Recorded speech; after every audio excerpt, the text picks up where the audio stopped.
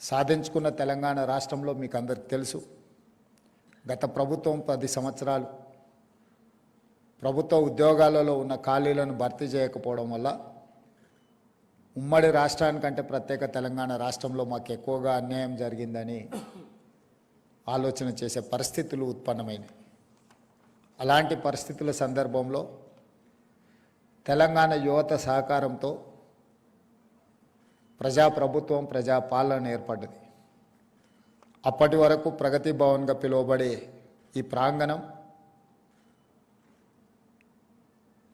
భారత పాకిస్తాన్ సరిహద్దుల మధ్య ఏ విధంగా ముళ్ళ కంచెలేసి ఎప్పుడు పహారాలు కాస్తూ సైన్యం మోహరించి ఉంటుండేనో, ఈ భవంతుల చుట్టూతో కూడా ముళ్ళ కంచెలతోటి అదే విధమైన పోలీసుల పహారాల చుట్టూత ఎప్పుడూ నిరంతరం కాపలా ఉంటుండే. అలాంటిది డిసెంబర్ 7, 2023 నాడు మధ్యాహ్నం 1 గంటకు ఈ భవంతుల చుట్టూతో ఉన్న ముళ్ళ కంచెల్ని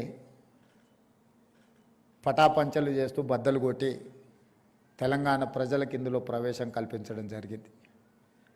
ఈరోజు ప్రగతి భవన్ నుంచి ప్రజాభవన్గా మారడం, జ్యోతిరావు పూలే గారి పేరు పెట్టుకొని ఒక సామాజిక న్యాయాన్ని అందించాలి, తెలంగాణ యువతకు సమానమైన అవకాశాలు కల్పించాలన్న ఆలోచనతోటి ప్రతి కార్యక్రమాన్ని ప్రభుత్వం బాధ్యతాయుతంగా నిర్వహించడం మొదలుపెట్టింది.